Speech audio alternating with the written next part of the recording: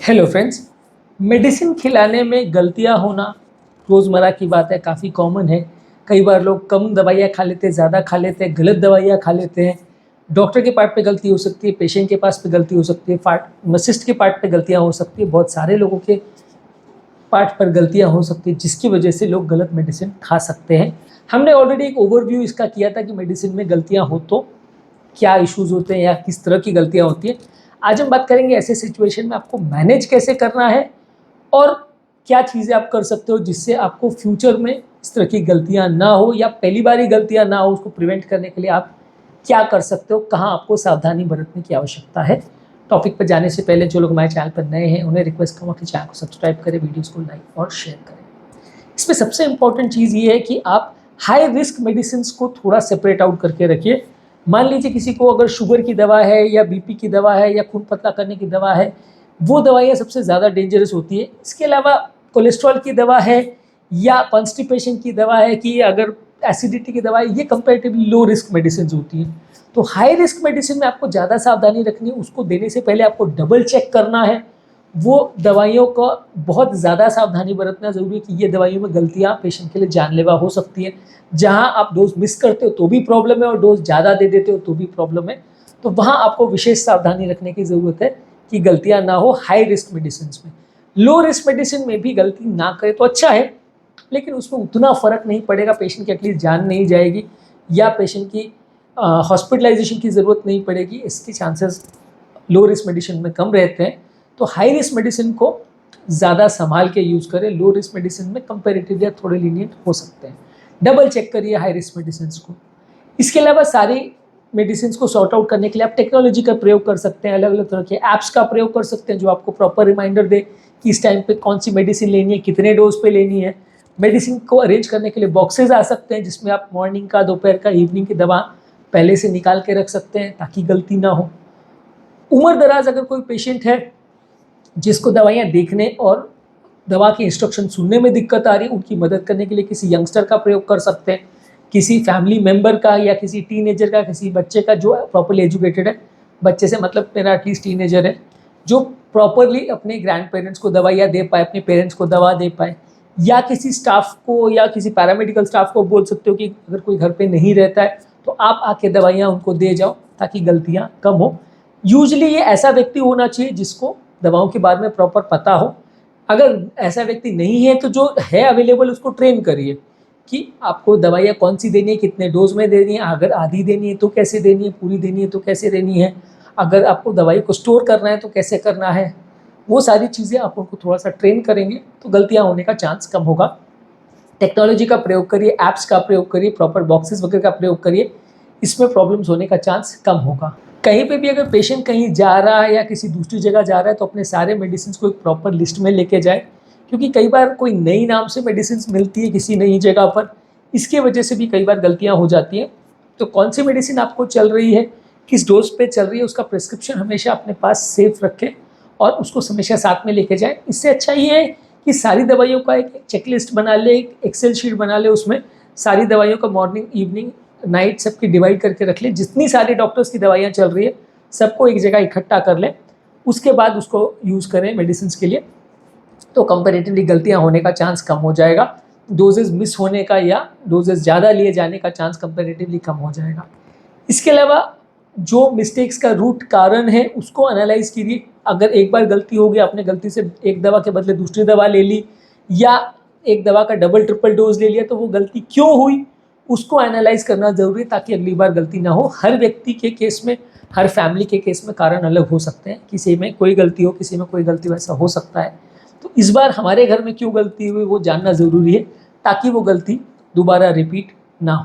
Patient को भी train करिए कि वो दवाओं को पहचानना सीखे, पहचानना सही तरह से, उनको समझना, देखना, सही तरह से लेना, ये सारी चीज़ें पेशेंट भी सीखे।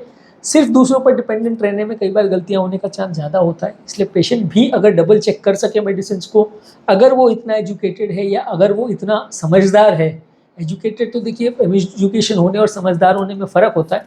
एजुकेटेड हर आदमी समझदार नहीं होता और हर समझदार आदमी एजुकेटेड हो, ऐसा ज़रूरी नहीं है।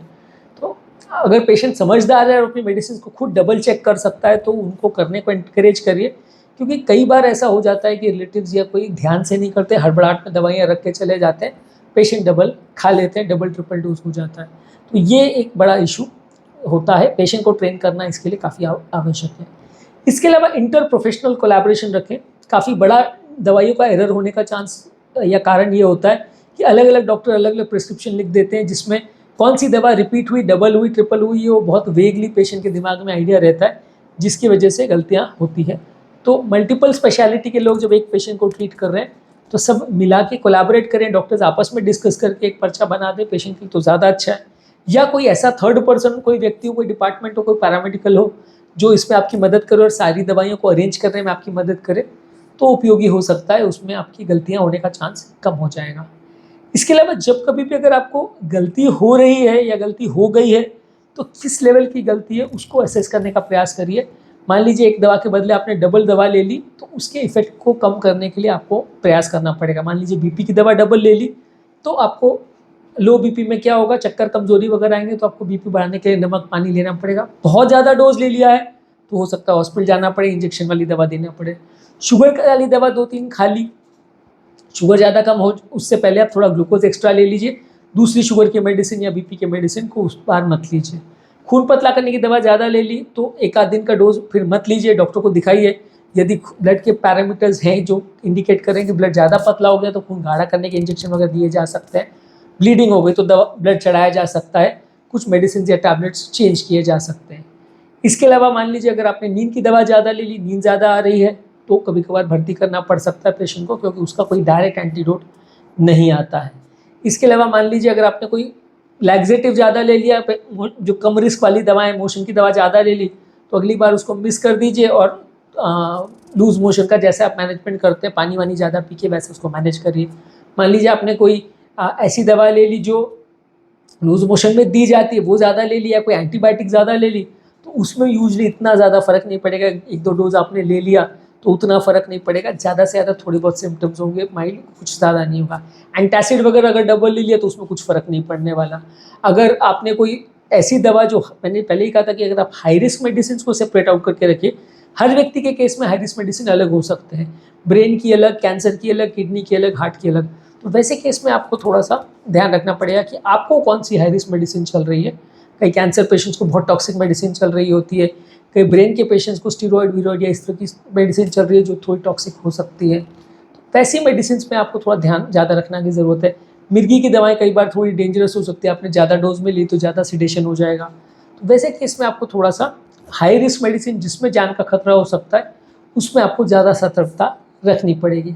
इसके अलावा पब्लिक अवेयरनेस और पेशेंट अवेयरनेस कैंप्स किए जा सकते हैं, जिसमें डॉक्टर्स अपने पेशेंट और उनके रिलेटिव्स को ट्रेन करें कि आपको दवाइयाँ कैसे लेनी है, पैरामेडिकल स्टाफ उनको ट्रेन कर सकता है।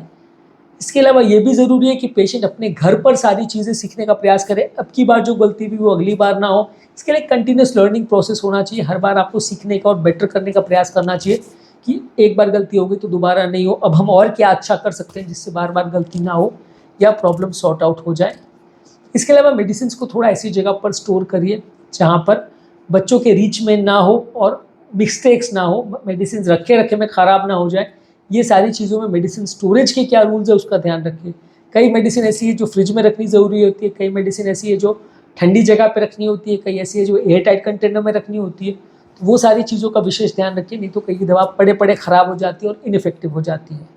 इसके बावजूद भी यदि कोई इमरजेंसी होती है और कंडीशन बिगड़ती है, जो कि मुझे लगता है कि काफ़ी बार हो सकता है फिर भी, तो आपको डॉक्टर के साथ डिस्कस करने की ज़रूरत है। और बहुत ज़्यादा इमरजेंसी हो तो हॉस्पिटल जाने की ज़रूरत पड़ सकती है, 1-2 दिन भर्ती करने की ज़रूरत पड़ सकती है। यदि कोई बहुत सीरियस ओवरडोज इशू हो गया हो और बहुत ज़्यादा अमाउंट में हो गया हो, एक आध दवा आपने कम ज़्यादा ले ली तो मोस्टली उतना फ़र्क नहीं पड़ेगा, भर्ती करने की तो मोस्टली ज़रूरत नहीं पड़ेगी।